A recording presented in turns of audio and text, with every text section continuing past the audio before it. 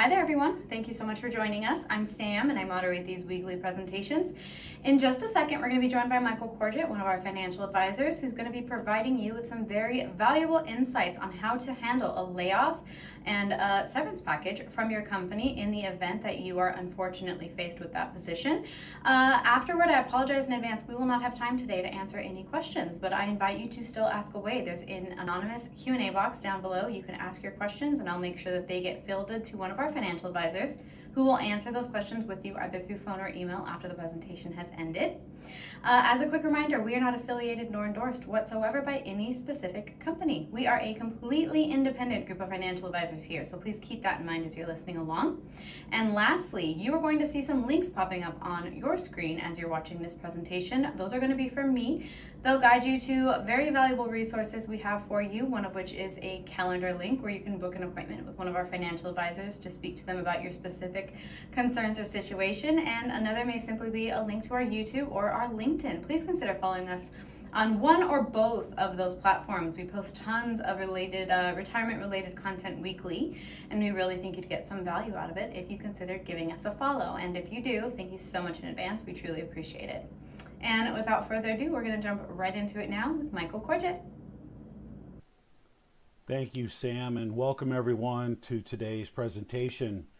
Today we're going to talk about, in general, layoffs and surpluses and some of the things that we believe you need to be aware of and make sure that you take care of for your future, both financial and if you're not ready to retire, your future work opportunities moving forward. So we're going to talk about understanding your rights and options, being prepared financially for a surplus or a layoff, moving forward with your job search and various ideas that can work for you there, and then just some thoughts on our overall advice and how we can help you here at the Retirement Group.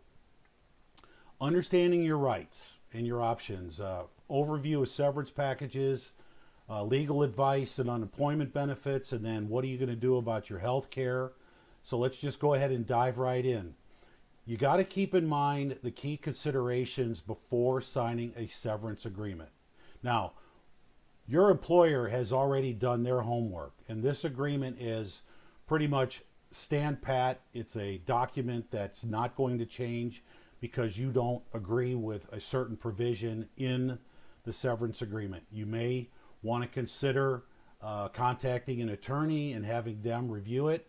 But unfortunately, most of these offers, when they happen, are typically you're only given a couple of weeks to make that decision.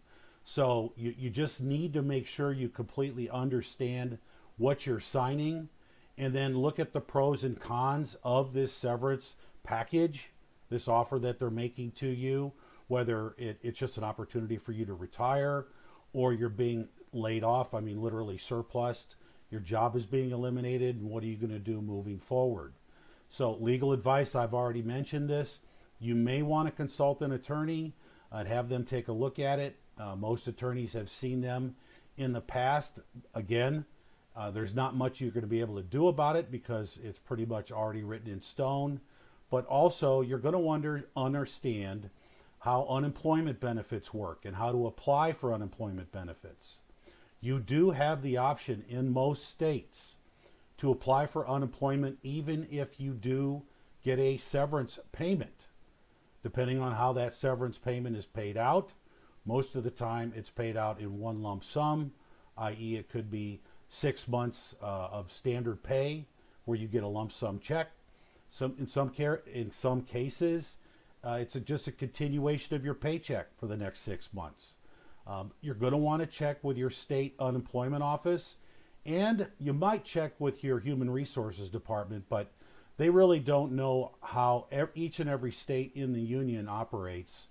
So I would strongly recommend that wherever you live, you find your local unemployment office and reach out to them as well. Insurance coverage. This is a big deal for anyone that's about to lose their job. What your coverage available is going to depend on possibly the time that you've had with that employer. You may have gaps in your coverage. You may have different options available to you, but you're going to want to know first and foremost, all right, I'm getting laid off, I'm getting a severance package. Does that package include health care benefits?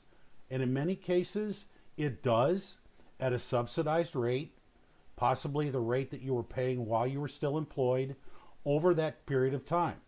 And for example, 6 months. So if you were spending $250 a month to cover you and your wife and your children, you're going to probably continue to do that because the company is willing to subsidize it. After that, that's when the real change happens. Typically, you can continue the coverage under COBRA through your employer, but you will be paying 100% of that out-of-pocket premium expense that your employer was paying a subsidy towards. So that $200 a month might now be $1,500 a month. And that's going to be a shock to your system. You're going to want to find that out from your human resources department as well. And then you're going to want to start to look in other options. If you're looking for another job, hopefully you will find one with good health care benefits in the time frame that you're getting subsidized benefits, or at least hopefully as soon as possible. If you don't get those subsidized benefits and you're paying COBRA rates, again, that $1,500 a month. So you can look for other options as far as other care through the state exchanges or the healthcare.gov. There is good coverage benefits there. Depending on what your income was or is, you could get subsidies from the federal government. I strongly recommend that you go look at healthcare.gov as well, just to see what options are available to you there. It may even be cheaper than your COBRA costs. So once you get your arms around the entire idea that you're being let go and this is what you're being given, that's another thing you're going to want to consider is, okay, what are my healthcare options? Where am I going to go? What am I going to do? And I certainly don't want any gaps in my overall coverage.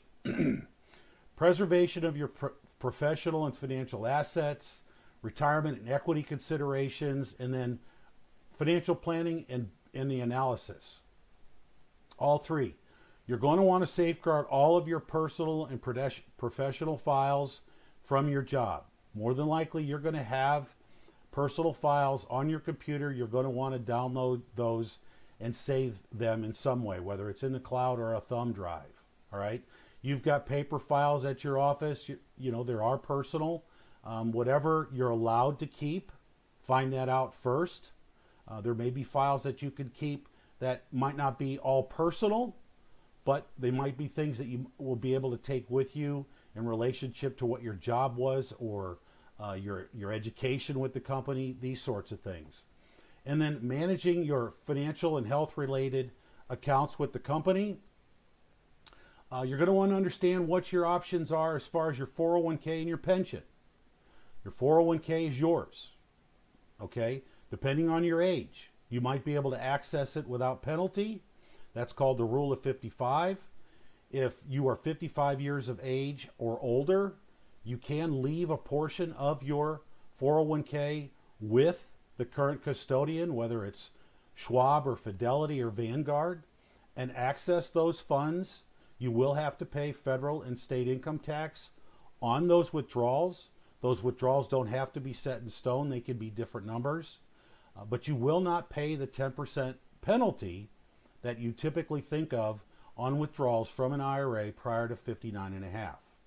So again, you can access your 401k, take money from it, pay federal and state income taxes, but you won't have to pay the penalty. If ironically you're not even 55 years of age, you can take your 401k and roll it over into an IRA, and 72T, which is a substantial and equal periodic payment rule, you can access those funds as well. You have to do it a specific way with a specific formula that applies to the specific amount of the IRA. But again, you can get income from that investment and not have to pay the 10% penalty. You may be eligible for your pension. Well, now that you're no longer working for that employer, it may make sense to take your pension, whether it's a monthly benefit or a lump sum option, and either roll over the lump sum or start your monthly pension benefit. There's no reason not to. unless there is an age-related penalty for starting it earlier than at, let's say, age 62 or 65. So that's a discussion that we can have with you depending on what employer you are or that you worked with. And we would look forward to that opportunity. Some of you may have equity or stock options that are available to you. In most cases, with a layoff, that those options are going to become 100% vested. That's not written in stone as well. It may not be the case. But you're also going to have a time frame that's going to start at that time, and you're going to want to look into what do I do? Should I go ahead and exercise these options now? Take the cash, roll it into an after-tax investment account. That's part of my liquidity, especially if I'm going to need some time to find another job. You're going to want to contact those folks at your company just to find out what your options are. Now, not everyone has stock options, but some of you do, and you're going to want to know what your options are on those options. Building a financial plan. Now, this is something that we strongly recommend to anyone and everyone, regardless of whether you're about to be laid off or you're getting a severance benefit. The sooner that you start to plan for your future retirement, which is all of ours ultimate goal, the better off you're going to be. We are happy to prepare a cash flow analysis for you to show you where you stand and where you will be in the future. So please take advantage of that. And knowing that allows you to create some financial security and a financial safety net, depending on what your situation looks like. So putting a plan, having a plan in place, or even if you don't have one, let us put one of these plans together for you. The sooner, again, that you start the plan, the better off you're going to be. And then moving forward for a job search, strongly recommend that you have a profile on LinkedIn and on any of the other job sites. LinkedIn is a great benefit business networking application. All of us here at the firm are on LinkedIn. We do a great deal of marketing on LinkedIn. I have a lot of followers on LinkedIn. I have a number of people reach out to me to see if our firm is hiring individuals. And if so, I pass that on to the people that would be more interested in that at our organization. You're going to want to identify your future search criteria. What are you going to want to do? Maybe you didn't like your job at your old employer and you want to do something different. Maybe you'll want to get some more education, go back to school, learn some more tools, some more options, update your resume. AI tools are available to you when applying for jobs on the internet as well. And finally, look for all the free resources that are available to you to write a resume, to fill out applications, learn how to interview. A lot of this will be more than likely provided to you by your employer. That's typically something that they offer, as well as your state unemployment office. So these are all things to keep in mind. You're going to want to keep all of your options open with that, with those opportunities moving forward. You're going to need and want to keep your chin up. I know it's not something that anybody looks forward to, but corporations left and right are downsizing. They feel that they can do more with less people moving forward. It's across the board. I mean, AT&T's laid off thousands of employees. So has Boeing. So have the oil companies. So have the pharmaceutical companies. Almost every employer has laid people off. But if you've got the right skill set and you've still got the desire to work and you put in the effort, there's a very good chance you will find another job, because there are jobs out there. And having the will to move forward is really going to be the key. And the key to your overall success is what you do for yourself moving forward. Finally, I mentioned planning. You may want to consider letting us put together a complimentary financial analysis. We at the Retirement Group, we're a group of advisors that have a great deal of experience and education in working with a lot of Fortune 500 companies, more than likely yours as well. So consider us a resource as well. We typically do know your pension, your savings plan, and your overall, all your other benefits. So, definitely reach out to us. You could schedule a meeting by scanning this QR code on the left. I'd look forward to the opportunity. You could schedule a meeting to talk with me or one of my colleagues. Follow us on LinkedIn by scanning the QR code on the right. We have a great LinkedIn page. We also have updates on all of the webinars that we're doing there.